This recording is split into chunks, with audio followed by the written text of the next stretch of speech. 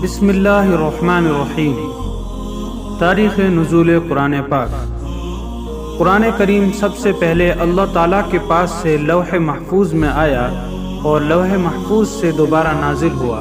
ایک مرتبہ پورے کا پورا بیت المعمور میں، جو کعبہ شریف کی سیدھ میں 7ویں آسمان پر فرشتوں کا عبادت خانہ ہے، وہاں نازل ہوا، اور دوسری مرتبہ حضرت جبریل علیہ السلام کے ذریعے سے سیدنا حضور اطہر صلی اللہ علیہ وسلم پر ضرورتوں کے لحاظ سے تھوڑا تھوڑا 23 سال کے عرصے میں نازل ہوا، جس کی ابتدا ماہ رمضان المبارک سن 610 عیسوی میں ہوئی اور انتہا ماہ صفر سن 11 ہجری میں ہوئی۔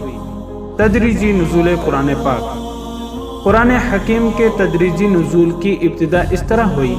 مکہ معظمہ میں ایک پہاڑ ہے جس کا نام حرا ہے، اس میں ایک غار ہے۔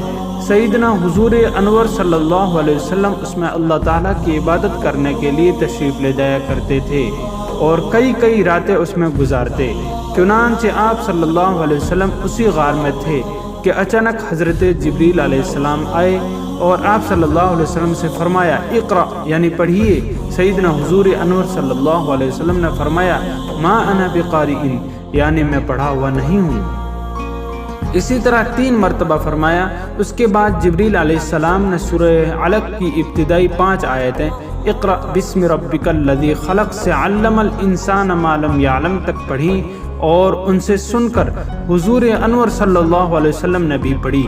اس کے بعد 3 سال تک توقف رہا، پھر 3 سال کے بعد اچانک جبریل علیہ السلام سامنے آئے اور سورہ مدثر کی ابتدائی آیات آپ کو سنائی۔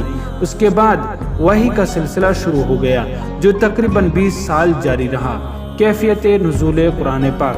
سیدنا رسول اکرم صلی اللہ علیہ وسلم پر وحی مختلف طریقوں سے نازل ہوتی تھی، جس میں سے ایک طریقہ یہ تھا کہ حضرت جبریل علیہ السلام انسانی شکل میں آ کر اللہ تعالیٰ کا کلام آپ کو سنا دیتے، کبھی ایک آیت، کبھی 2-4 آیتیں، کبھی ایک سورت اور کبھی آیت کا کوئی حصہ، اور وہ نازل شدہ حصہ رسول اکرم صلی اللہ علیہ وسلم کو فوراً حرف بحرف یاد اور آپ کے سینہ مبارک میں محفوظ ہو جاتا اور آپ کسی کو بلا کر اس کو لکھوا دیتے۔